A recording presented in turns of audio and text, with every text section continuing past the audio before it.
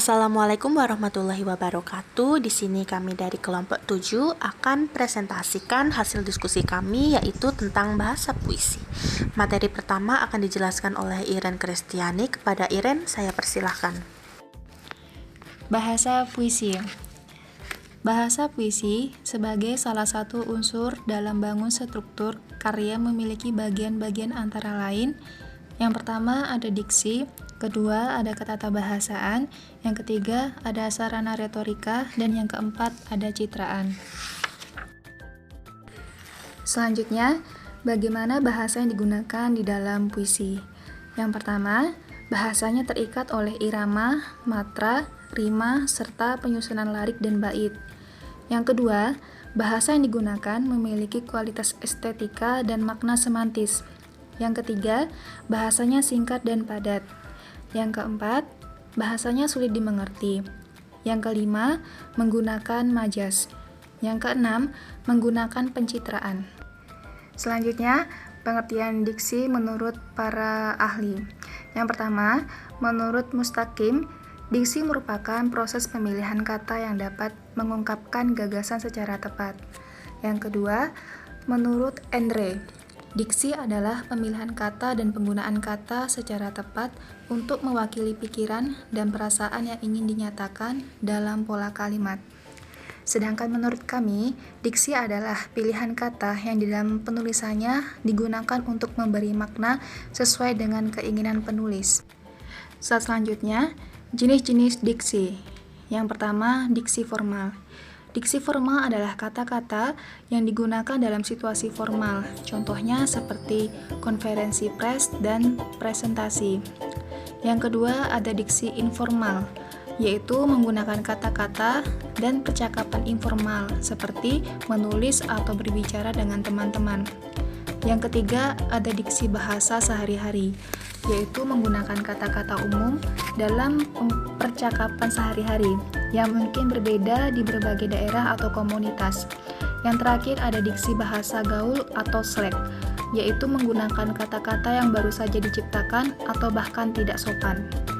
Slide selanjutnya ada diksi berdasarkan makna, ada dua, yaitu yang pertama ada makna denotatif dan yang kedua ada makna konotatif. Diksi berdasarkan leksikal ada 7, yaitu 1 sinonim, 2 antonim, 3 homonim, 4 homofon, 5 homograf, 6 polisemi, dan 7 hipernim dan hiponim. Selanjutnya ada ketatabahasaan. Ketatabahasaan adalah hal yang berhubungan dengan tata bahasa. Ketatabahasaan memiliki arti dan kelas nomina atau kata benda sehingga ketatabahasaan dapat menyatakan nama dari seseorang, tempat, atau semua benda dan segala hal yang membedakan.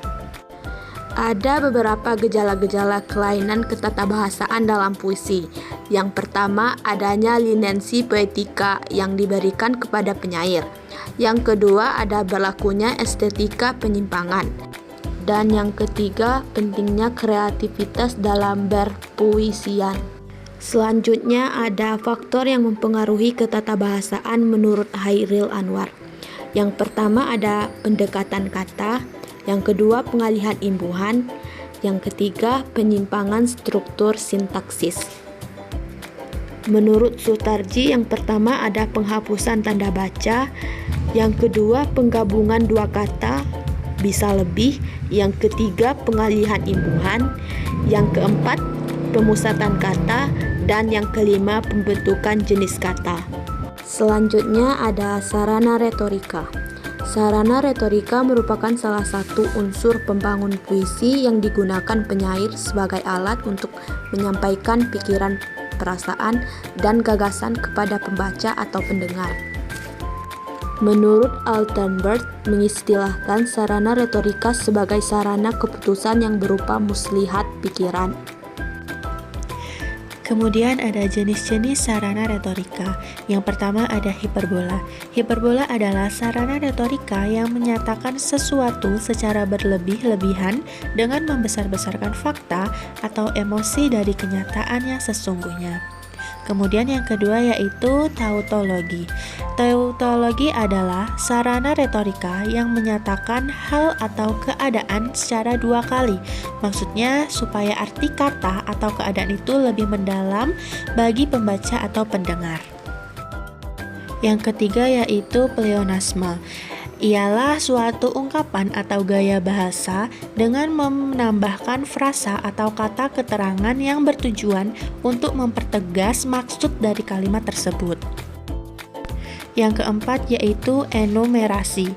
Ialah gaya bahasa yang dipakai untuk menyebutkan beberapa peristiwa yang membentuk kesatuan yang dilukiskan bagian demi bagian supaya jelas. Yang kelima ada paralelisme, ialah pengulangan kalimat yang maksud tujuannya serupa. Misalnya, manis dan pahitnya kehidupan itu sudah biasa terjadi secara bergantian. Kemudian yang keenam ada reticence. Sarana ini mempergunakan titik-titik yang banyak untuk menggantikan perasaan yang tak terungkapkan. Kemudian yang terakhir ada paradoks. Paradoks adalah sarana retorika yang menyatakan sesuatu yang berlawanan, tetapi sebenarnya tidak benar-benar dirasakan. Kemudian ada citraan. Citraan adalah salah satu sarana keputusan yang digunakan oleh penyair untuk memperkuat gambaran pikiran dan perasaan pembaca. Sarana ini berkaitan erat dengan pengalaman inderawi penyair atas objek-objek yang disebutkan atau diterangkan dalam puisi. Jenis-jenis citraan, yang pertama ada citraan penglihatan atau visual imagery. Citraan penglihatan adalah citraan yang ditimbulkan oleh indera penglihatan, yaitu mata. Citraan ini paling sering digunakan oleh penyair, karena citraan penglihatan mampu memberi rangsangan kepada indera penglihatan sehingga hal-hal yang tidak terlihat menjadi seolah-olah terlihat. Jenis yang kedua yaitu citraan pendengaran atau auditory imagery. Citraan pendengaran adalah citraan yang dihasilkan dengan menyebutkan atau menguraikan bunyi suara. Citraan pendengaran berhubungan dengan kesan dan gambaran yang diperoleh melalui indera pendengaran, yaitu telinga. Yang ketiga ada citraan perabaan atau tactile imagery. Citraan perabaan adalah citraan yang dapat dirasakan oleh indera peraba atau kulit.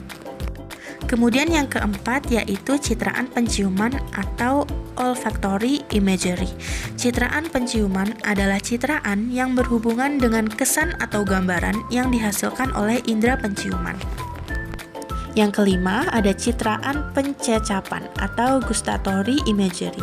Citraan pencecapan adalah citraan yang berhubungan dengan kesan atau gambaran yang dihasilkan oleh indera pengecap.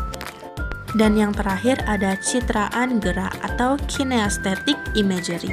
Citraan gerak adalah gambaran tentang sesuatu yang seolah-olah dapat bergerak. Itulah hasil diskusi kami. Bagi teman-teman, jika ada yang ingin bertanya, silahkan tulis di kolom komentar.